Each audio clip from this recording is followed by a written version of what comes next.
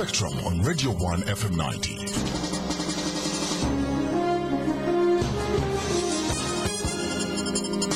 Spectrum wants to hear your views. You can SMS at any time during the show.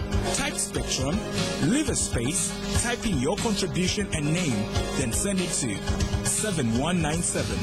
Your views, our interviews on Spectrum, Radio 1 FM 90. Hello, a very warm welcome. This is Spectrum on Radio 1. I'm your host, Edmond. This is Good evening. On Spectrum tonight, can Vision 2040, can our education system provide the required human resource to propel this vision forward? Education has been emphasized as a critical aspect in transforming the country under the Vision 2040, launched last week, given its central role in preparing the required human capital that will oversee the anticipated transformation. The vision stipulates that Ugandans desire to be resourceful and prosperous nationals, contributing to a national development through gainful employment, savings, and investments. It also indicates that Ugandans desire to have access to an affordable quality education service with a literate and well-informed society. This vision further stresses that Uganda will need a better skilled workforce to execute the strategies to move the country forward. There is therefore a lot of expectation on the Ugandan education system from the lower, tertiary, as well as the university levels. Many stakeholders have complained about the curriculum, funding of education, and the enrollment vis-a-vis the dropout rate. Today, the quality of education in Uganda was high on the agenda at a meeting organized by the Citizens Action for Quality Public Education under the theme, Stop Pretending Our Children Are Not Learning. The Black Monday Crusaders are also focusing on the education sector, pointing out the challenges at hand and interventions that must be urgently undertaken to avert what they term as an impending crisis in the education sector.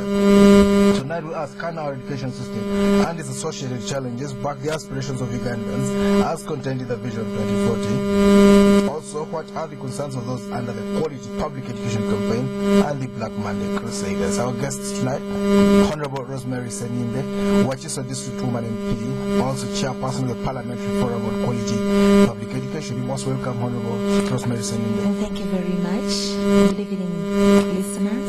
We're also joined by Mr. Alfred Niwamanya, Deputy Director of Programs at the National NGO Forum. You're most welcome, Mr. Niwamanya. Thank you, and good evening, listeners. Mr. Niwamanya, how would you characterize the state of our education today? I think I would say a mixed bag. Mixed bag whereby in terms of numbers, I think you see improvements. There's no doubt about that, and we acknowledge that good effort, that at least a number of people, because of the interventions in UPE, USE, and other areas, you see more people in schools. But you see more people also come out of schools, and they are not in a better position. The other thing is that many then also are lost in schools. Very many people get in, and you cannot account for those at the end of the education cycle, especially at primary level. If you take last year's, for example, PLE, I think 533 people sat PLE. If you track back, 533,000. But if you track back, they were about 1.7 million when they started P1. So you ask, where did the 1.2 million go? So yes, we can celebrate, we can say yes, they are there, people are going to school, but many are lost, and at the end of the day, many of them, I just coming from a meeting at Africana, and this Right Honorable Speaker of Parliament was saying, really, are you saying we have improvements in education? Yeah, so you ask yourself, is somebody who has finished primary 7 functionally better than somebody who has not gone to school? So these are questions that we need to attend, and those are the quality issues that are a concern of some of us who are speaking on behalf of the citizens. And I think everybody, I don't know, I've not heard of anybody who says, I think the quality is what we would deserve. And if we really go back to to the past. I think Uganda, one of our areas, one of our niche in the region was the quality of education. If you see the leaders of the East Africa region, most of them came to Uganda.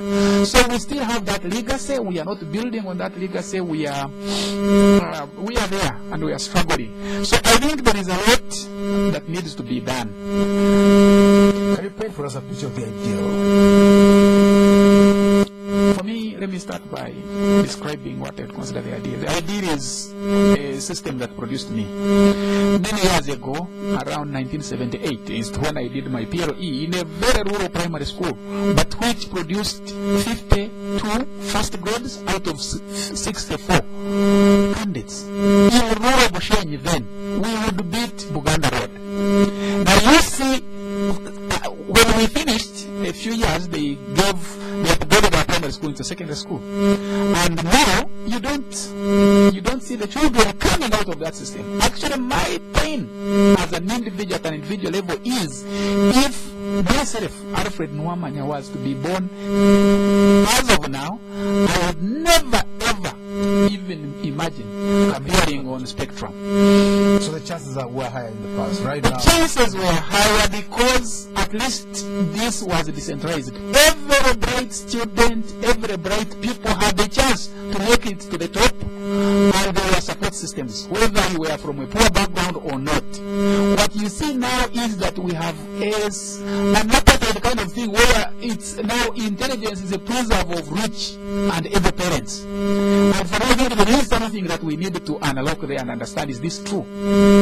We'll talk about what you identify as support systems. We'd like you to describe that for us in more detail. Honorable Seninde, talk to us about your own assessment of the education system. Well, first of all, I must appreciate the fact that the government has implemented universal primary education and universal secondary education, because I believe before that we had so many children who could not even get a chance of even having an idea that they will ever attend school.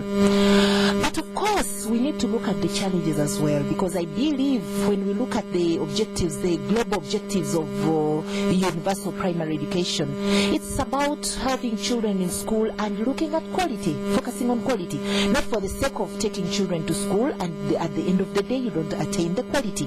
So one of the challenges, actually the biggest challenge I see, is that probably we have focused more on enrollment, on quantity, and probably we have compromised on quality. Because when you look at the challenges we are faced with as a country, as a government, why is it that our children, when you compare the children who enroll in P1 and the children who complete primary 7, according to all the reports we've had, we have only 25% completion rate. The question is, where are the 75%? Now, even the 25 that we have who complete primary, the quality is compromised. The teachers are not motivated, much as the government has put in its effort.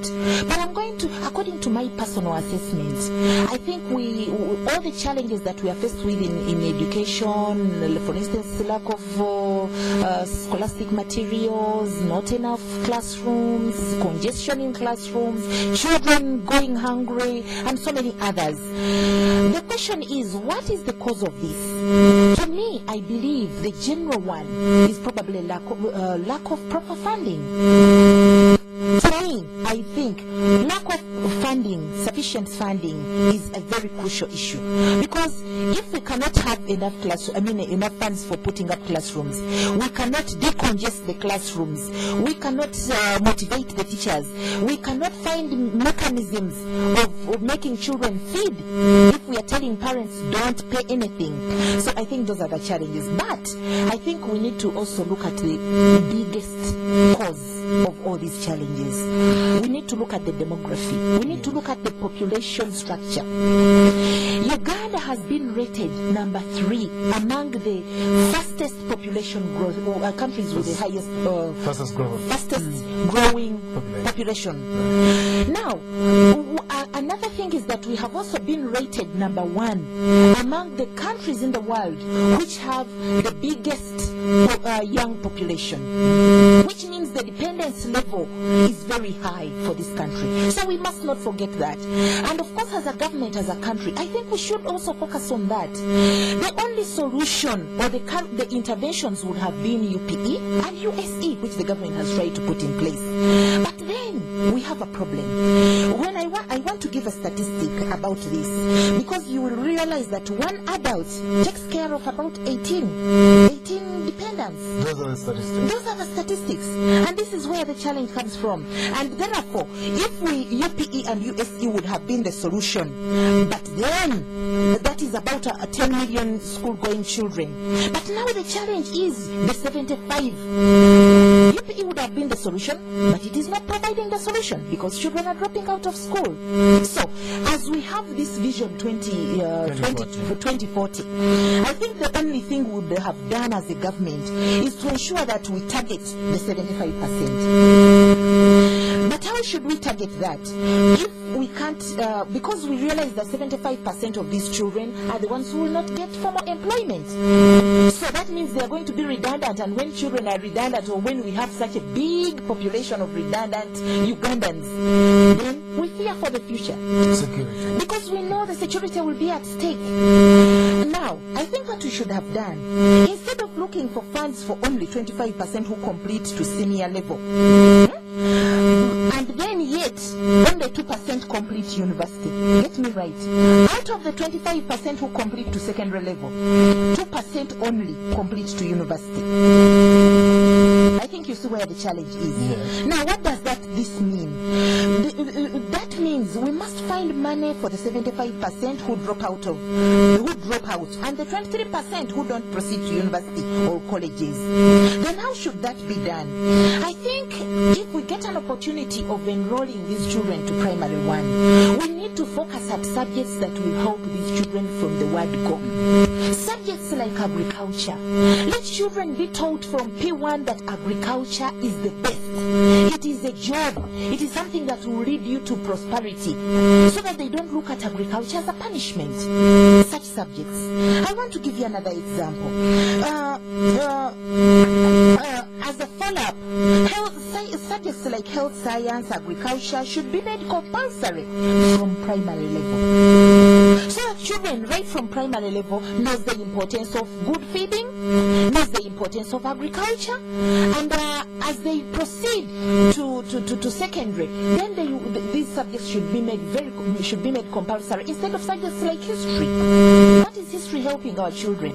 So I think the challenge and the problem we have in our education is the issue of the education system.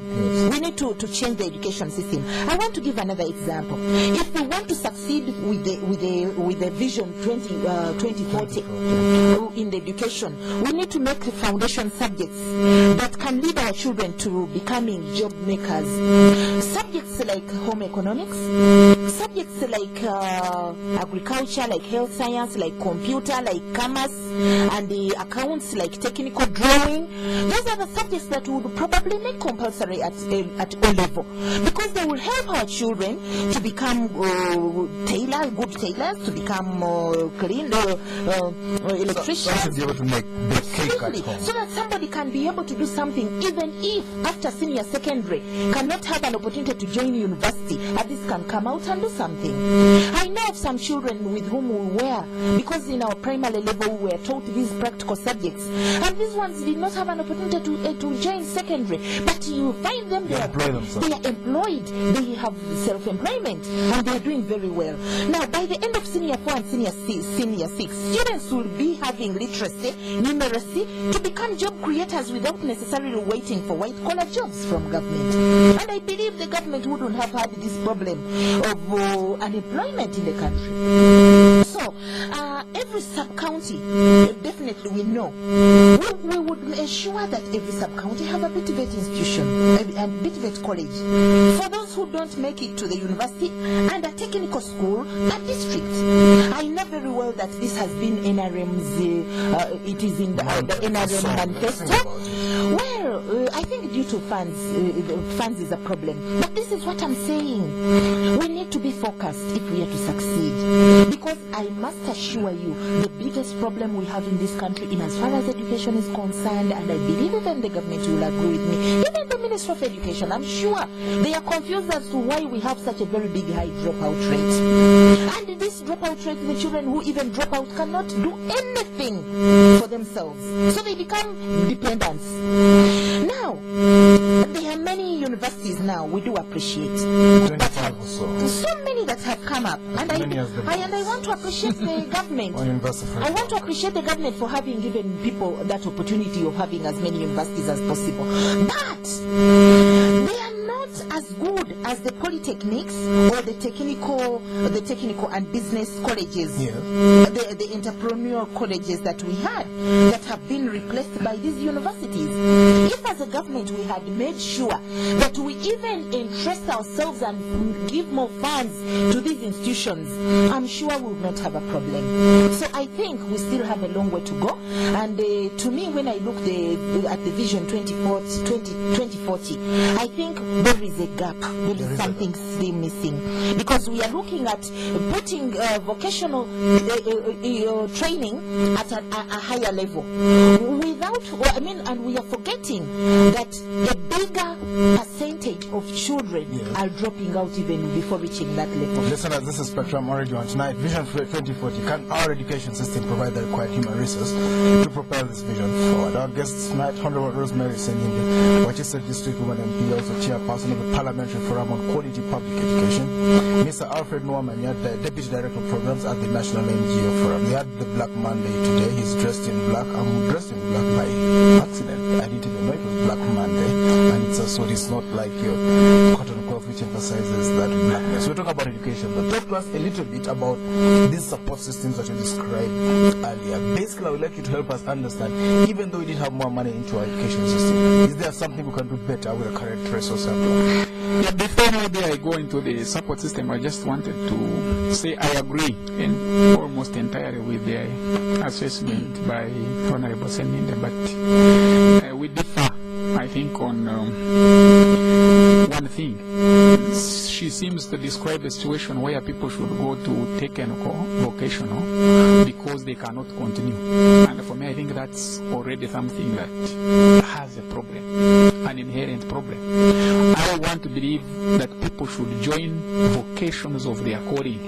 You should find what you are good at and do it, not because you have failed to continue with the academic system. You see, it's something we have to break, that, vocational for those who if you want to go to secondary, then you drop out and go to vocational. I think for that's where the challenge is. I think we should emphasize sporting talents at a very early age, and then nurturing and grooming that talent. That's how we are really going to get people who are carpenters by choice, not because they could not go to university and they were forced into this carpentry school, because then their mindset will be, this is a career of last resort. They will not be motivated. So I think they are people, they are children, and I think this is not only for government.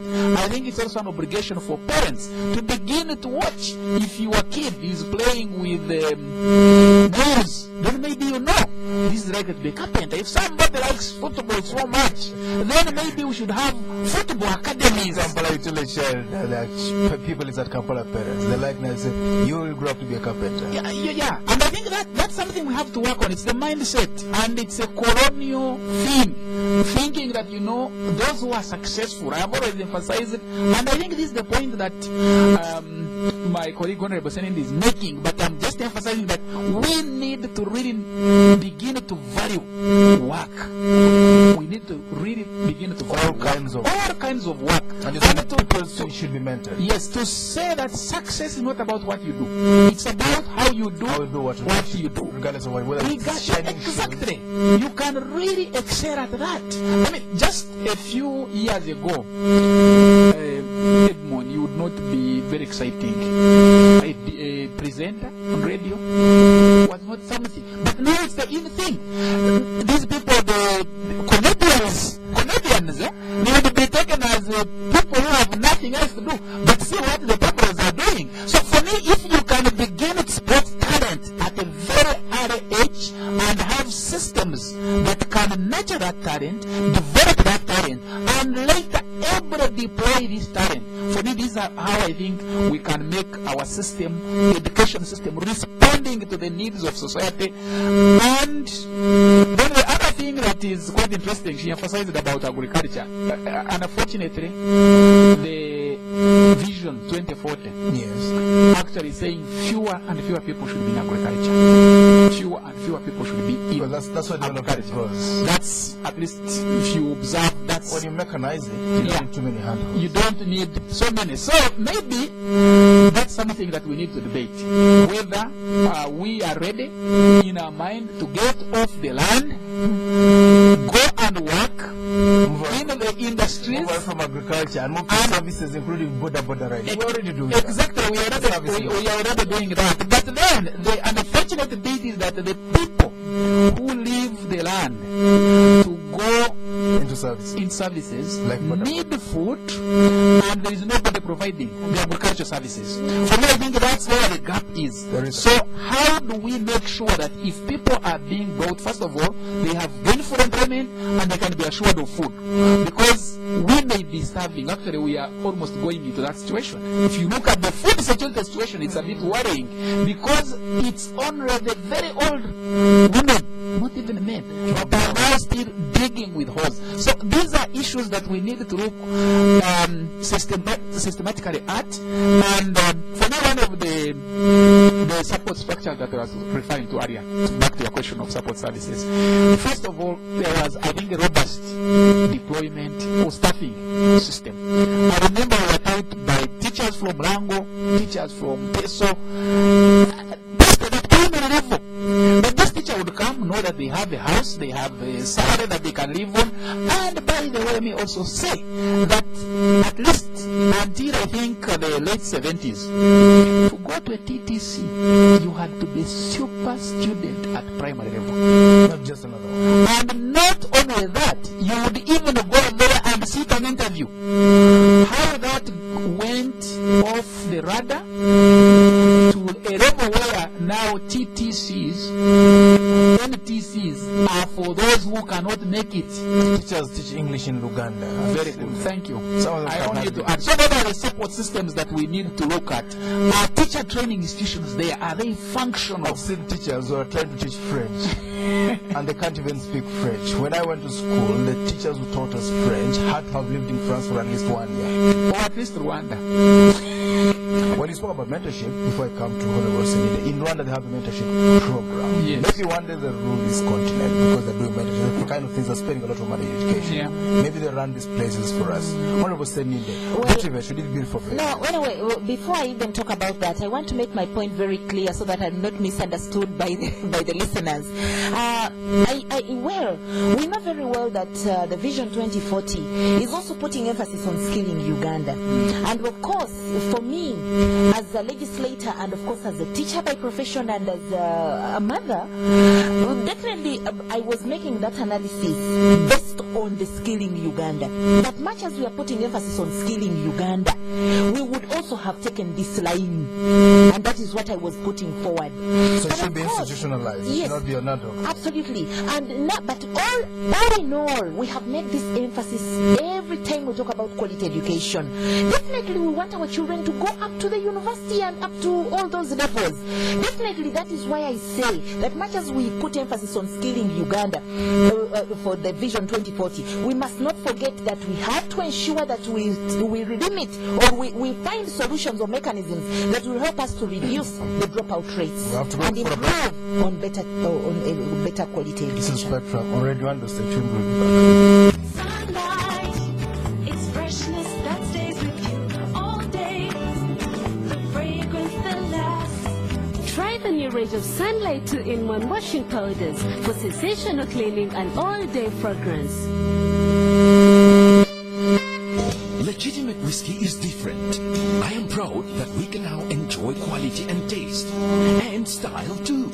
I have not felt so original with the liveliness I get each morning after I enjoy legitimate whiskey. Everything seems to be going my way. This is a worthy discovery. Legitimate whiskey is blended from carefully selected Scotch malt, giving it a golden amber appearance with a silky smooth and soothing taste for lasting satisfaction. Legitimate whiskey, a masterfully crafted blend, expertly blended, lighter and styled whiskey. Please enjoy responsibly. Excuse me, what is this 300 shillings on my bill for? That is for the tinted candles, madam. And this 100 shillings? That is for the air conditioning. And this 200 shillings? For the blue walls, ma'am. I can't believe this! Why pay for what you don't use or ask for? That's why we at Standard Chartered are introducing the Easy Go account, the first current account of its kind that gives you complete control of your banking charges. For more details, visit a Standard Chartered branch or call 0414 34 0077. Would you like to leave me a tip, please? Spectrum on Radio 1 FM 90. Welcome back on Spectrum tonight. Vision 2040. Can our education system provide the required human resource to propel this vision forward? Our guests tonight, Honorable Rosemary, Seninde, teacher. She's from Wakiso. She's a Wakiso District Woman MP and Chairperson of the Parliamentary Forum on Quality Public Education. Mr. Alfred Niwamanya, Deputy Director of Programs at the National Youth Forum. We will be able to call him and talk to us tonight on this platform. Honorable Seninde, are policymakers doing what they're supposed to do? Well, first of all, we do appreciate that the government has come up with quite a number of policies, and I want to thank the government because I think we have the best laws and the best documents, policy documents. But I think the biggest challenge we are faced with as a country is the implementation of our policies. I want to give an example. We have a policy on Swahili teaching, we have a policy on thematic curriculum, we have a policy on computer training, the science subjects, you know, but one will ask a question. Have we thoroughly implemented this? You ask about the Swahili teaching. Do we have the teachers? We're supposed to teach Swahili. We're supposed to teach Swahili. You know, we are going into the integration. We are going into the integration. But the challenge is, people have a different attitude towards Swahili. But have we put in an effort to change the people's mindset about, to change the people's attitude towards the Kiswahili, so that we can benefit in the integration, the East African integration? Because without the language, we may fall out. We may have a challenge. Now, when you talk about the thematic education, the thematic curriculum, really, are we implementing it? The challenges surrounding it. Explain a little bit about the thematic curriculum. Thematic curriculum is whereby children are supposed, from P1 to I think P3, are supposed to be taught in their mother languages. But the challenge is, in Kampala parents. but the challenge is, children studying from, for instance, in my district, are coming from various parts of the country. How will you implement thematic curriculum? How will you? And even the children who are even being taught that one in the other rural districts, the challenge is, will they be able to compete with the children who are coming from these town districts? So these are the challenges. Computer science is very vital because we are living in a global village. But have we provided the things that require our children to really succeed? Rwanda has managed to succeed in that, but where are we? These are the challenges. Have we provided rural electrification everywhere? Have we provided the computers in all the schools? The government has tried, yes, and I do appreciate. But we have not done it to the percentage, to the level that we would expect it to be. Yes, I know we shall go step by step, but we have made it a compulsory subject, and children are supposed to be examined in this. The children who are studying in private schools are having computers, but some of our public schools are not having it to the level that we would expect. So these are the challenges. With implementation of the Education Act, we know very well there is a provision where it stipulates the government's role and the parents' role. But we have politicized this. We tell parents no money is supposed to be paid, and so parents teachers association. And so the parents have put it in their heads that yes, the government has to provide everything because we are politicizing this. So I want to call upon all stakeholders, government and all of us, even us politicians inclusive. If we are to help government, if we are to help this country, we need to stop politicizing social services.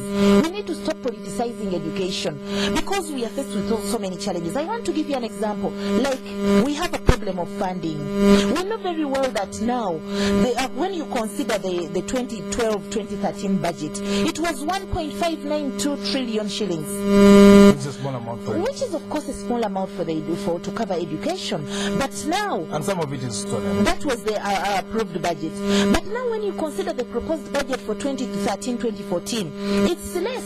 It's 1.55 trillion. So it means it has also reduced. So how do you expect to meet the challenges we So are funding is a facing? problem, and besides, some of that money gets stolen. Absolutely. So we have to fight corruption. They pay ghosts. We have to fight and We don't know how ensure ghosts spend that money. Talk to us, Alfred, to Niwamanya, about education. How important is education to any development plan? Give us that foundational knowledge. And you can also talk to us about Vision 2040. Do you think it addresses education? Does the future look bright?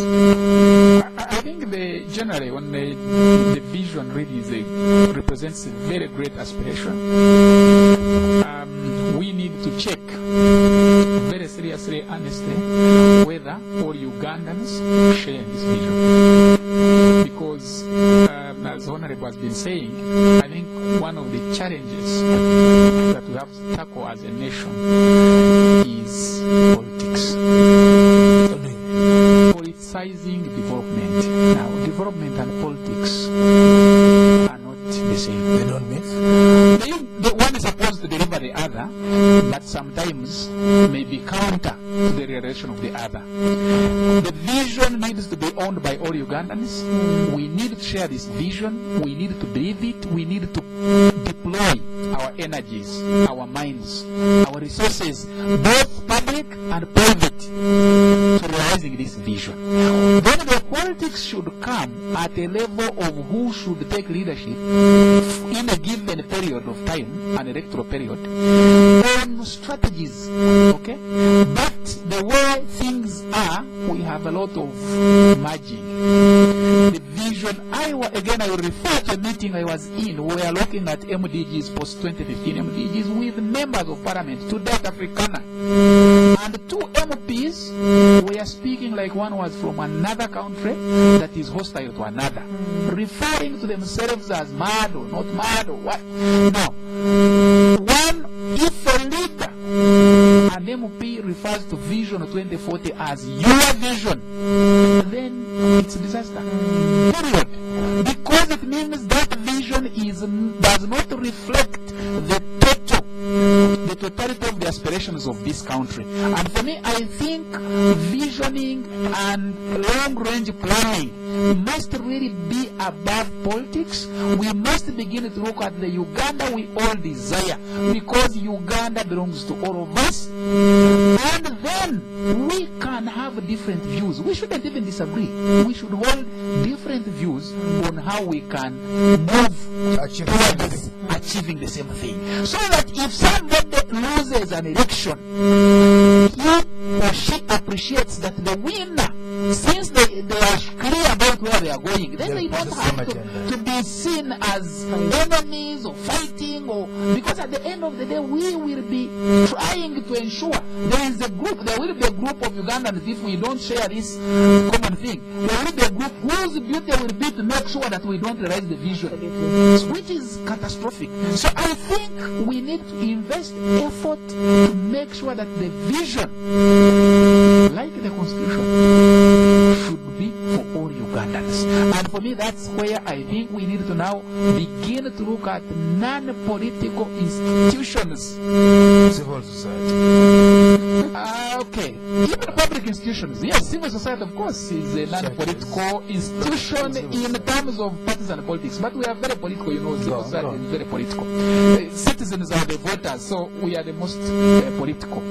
Although we don't participate in partisan politics. So I think you cannot have any development without looking at the human resource aspect of that. A healthy nation, a well-educated nation.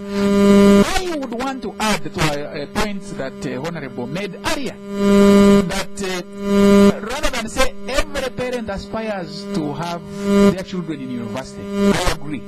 But I think there is no reason why somebody who likes mechanics cannot go to Katwe, and then there is a system that this person, and after he has been skilled to a certain level, will also have a degree. Because, I mean, it's a social need. So why, you know, we have mechanical engineers in this country who take their vehicles and ask people who have not been to school, what's the problem? You get it? I know a vet doctor who had to ask illiterate men in the village how to look after cattle. So, cows were dying. Exactly. So can we also have that alternative? Because it's a social need. Because, you know, if you say you have a PhD, if somebody invents, I once was in Seninde and I saw the cattle boys with their vehicle. Why can't those be doctors? All right.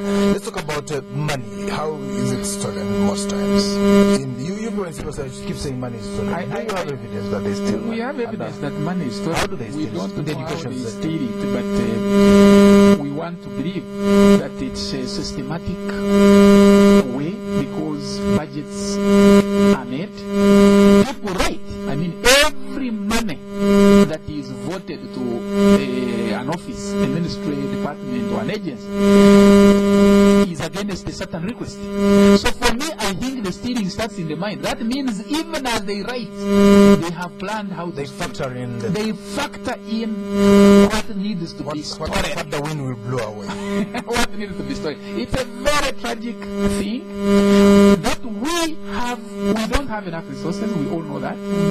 But the stewards of these meager resources really find a big chunk of that and they think they deserve that. For me, I think we have to go back to the basics of values, and sometimes I have issues when we give lip service to when we talk of values and we start talking of things you cannot quantify, patriotism and nationalism. That's good, but what is nationalism? I think we need to talk about things like selflessness. Sacrifice. That one you can touch, that one you can measure. Sacrifice your life to go to the bush to fight for others. Where? I just want to add to what my colleague has said about all of us Ugandans to get involved in ensuring that we realize our vision. I think as a government, we need to ensure that now that we have launched the Vision 2040, we need to create awareness. We need to make Ugandans aware and understand and appreciate what is the Vision 2040 we are talking about. Because I was surprised as we were discussing the MDGs this afternoon when some members told us that in their constituencies, some people have been telling them they don't even know what Millennium Development Goals mean, and they don't even understand what they are all about. In the village.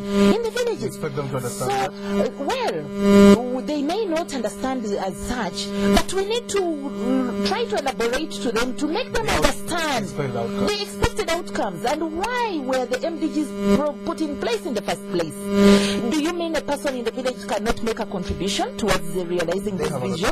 They have a lot of wisdom. That is what I'm saying. I think this is an eye-opener. If people by now cannot understand what Millennium Development Goals are, then I think we have a challenge to ensure that the Vision 2040 is made aware, is made, people need to understand what it is all about. People saw the president. We don't need to leave this to the president alone. People to think that is Museveni's thing. No, it's not NRM's thing. No, it is a Ugandan Vision 2040. So we need to bring everybody on board so that we are all stakeholders involved and interested in seeing our country progress so that we can all make a contribution towards this. Mr. Niwamanya, how can education be catapulted to the top of the national agenda? I think we need to really make it a priority through budget allocation.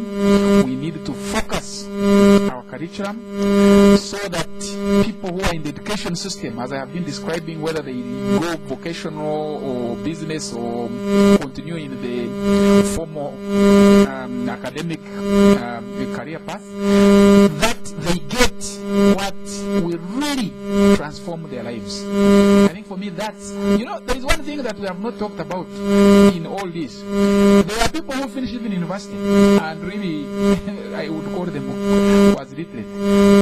They can't compete on they can't compete on the global agenda. You can't compete for anything, and so. But you have your degree, you have your paper, so you are excited, yes. And after graduation, it's paid.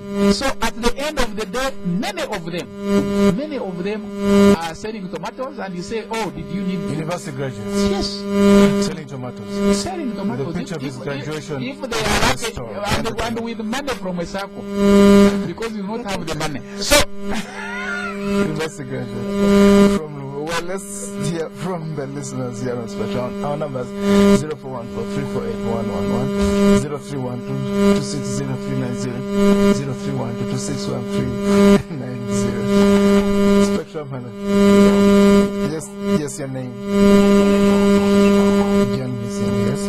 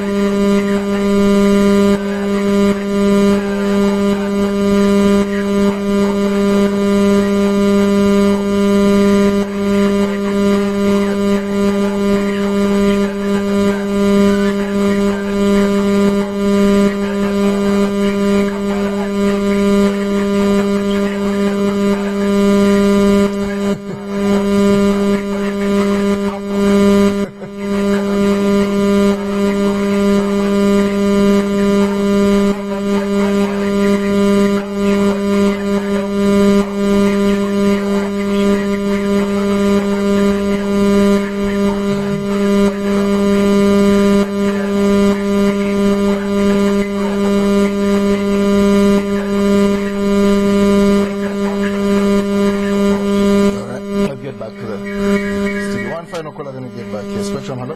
Yes, yeah. Very well, thanks. Your name? Ahmed, yes.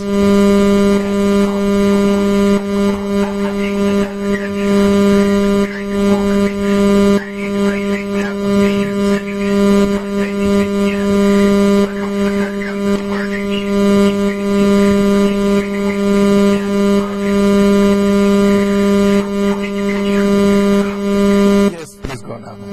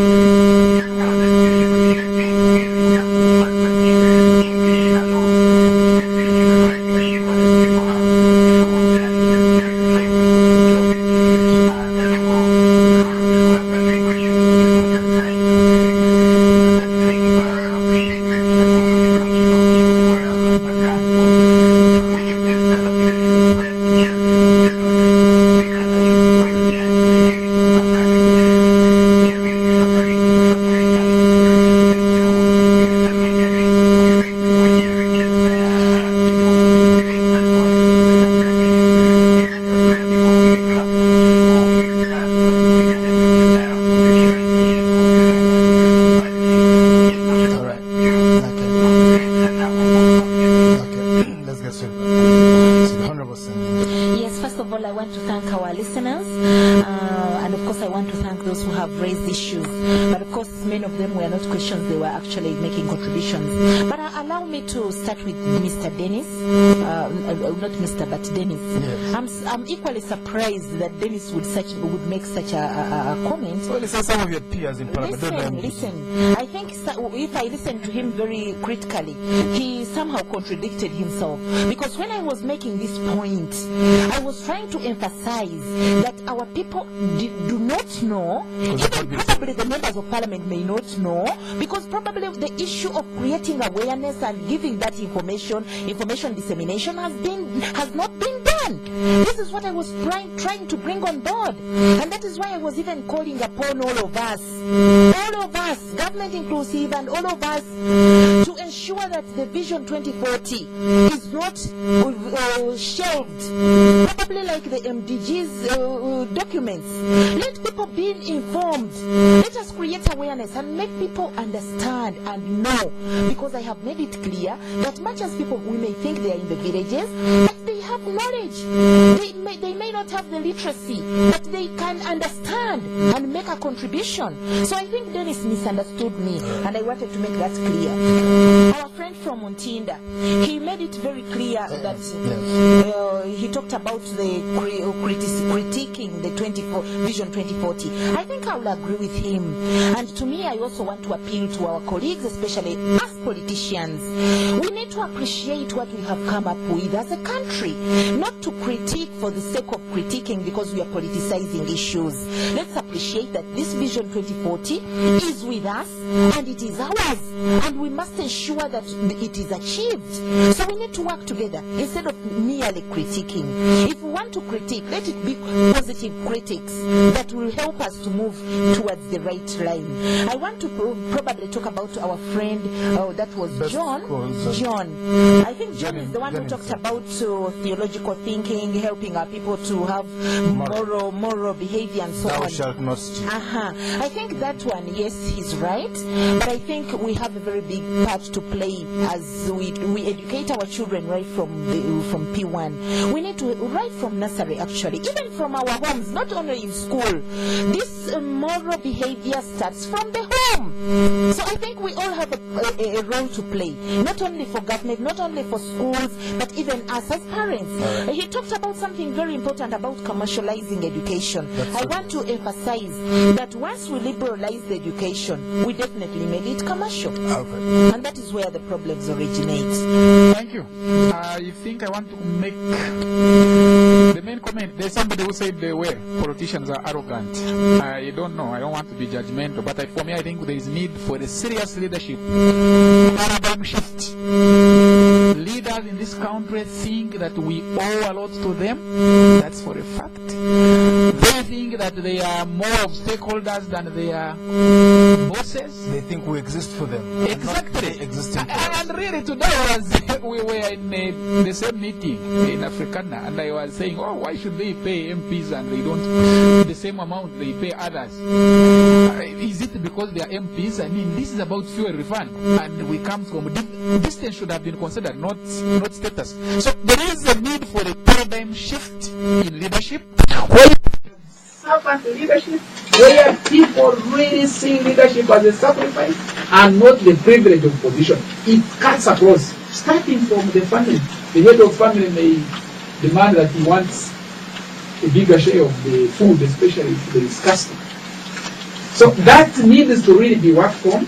And I think the other thing on MDGs, you see, I think our education system again has failed to help people translate certain things into reality.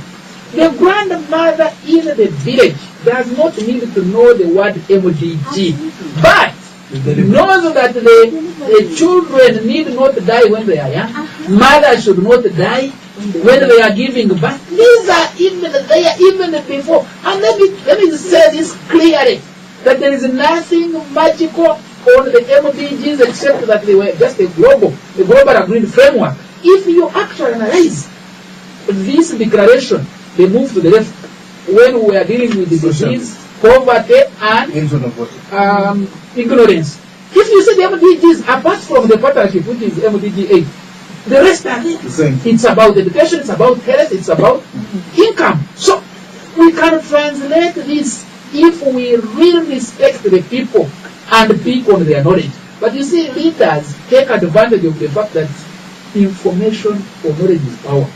And because they want to take us for a ride, they don't think it's the right of the citizens to be informed by their leaders. So, and then finally, it touches on the issue of citizenship. Who are the real owners of this country? It's the government. And I think once we respect that, then we know that we really will make it happen. Thank you very much, Honorable Rosemary Seninde, Wakiso District MP, Chairperson of the Parliamentary, and Quality Public Education. Thank you for coming to that show. Mr. Alfred Niwamanya, Deputy Director Program at the National Legislature. Thank you for tuning in. I think you must get much. But we'll be back tomorrow. Up next now. Crisp, clean apple taste. Not for sale to persons under 18. Thank you.